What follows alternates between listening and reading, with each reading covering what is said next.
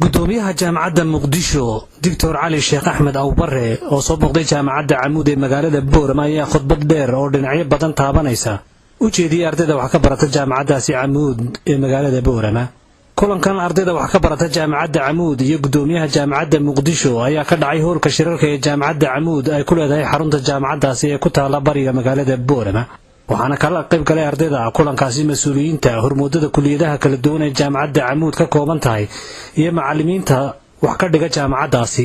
Dr. cali sheekh axmed awbare gudoomiyaha jaamacadda muqdisho wuxuu ardayda ku waaniyay inay dhulkooda wax ku bartaan isla markaasina u faa'iideeyaan bulshada. wuxuu ku goobaabiyay inay yihiin aayaha iyo kaydka waddankooda, wuxuuna ka waaniyay ardaydaasi inay ka fogaadaan tahriibka iyo fikirka weecsan ee islaamnimada laga faafinayo. wuxuuna yidhi laakiin haddana waxaa la rabaa jaamacadku inay waardiye ka hayaan fahmiga islaamka iyo qiyamkaan rumaysannahay iyo dhaqankeenna wanaagsan iyo taariikhdeenna wanaagsan wixii ahaa iyadaa la rabaa intay soo qufta taariikhda runta ah in jiilka la baro wax fiican inay lahaayeen.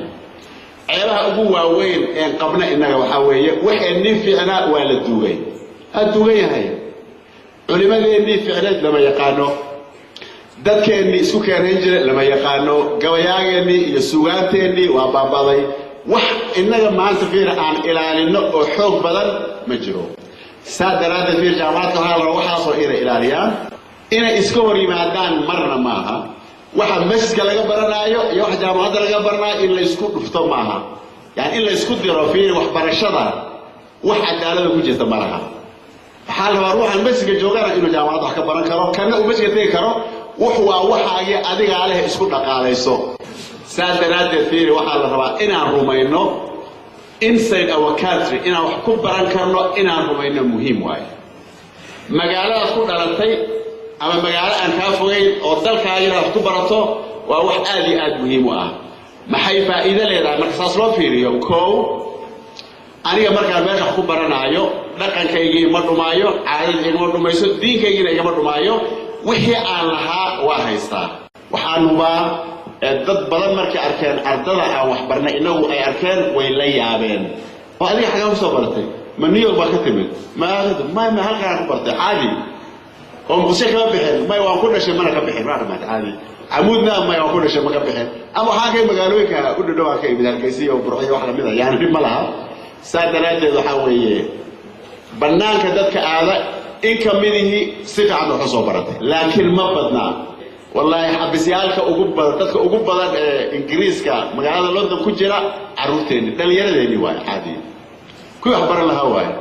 iyagoo sida matalan hadda mooryaanta xamar oo kale iyo dagaalada ku jira ayay kambaniyaalku intay shaqo siiyaan baa drugska sharikaadka drugs intay shaqo siiyeen ayaa saf Soomaaliya oo sharikad drugs ay lacag ka dhargisay iyo saf kale oo Soomaaliya ay bastoolada iskala daaleen. dadka wax baran lahaa waay. saa daraaddeed waxaan qabaa bannaanka in la aado ma la idiin diidaayo. ruux tabcan ma silsilad lagu xidhaayo oo ma jira mogtahay. sheekada badaanna way socotaa mogtahay, xaggay ka dhacday saasoo kale waad garanaysaan. waxyaal badan bay leedahay, inta badda inaga khasaartay oo ay yareenba. ugu dambeyn waxaa su'aalo weydiiyey Dr. cali sheekh axmed awbare gudoomiyaha jaamacadda muqdisho qaar ka mid ah ardayda wax ka barata jaamacadda camuud ee dhageysanaysay khudbadiisa uu jeediyey.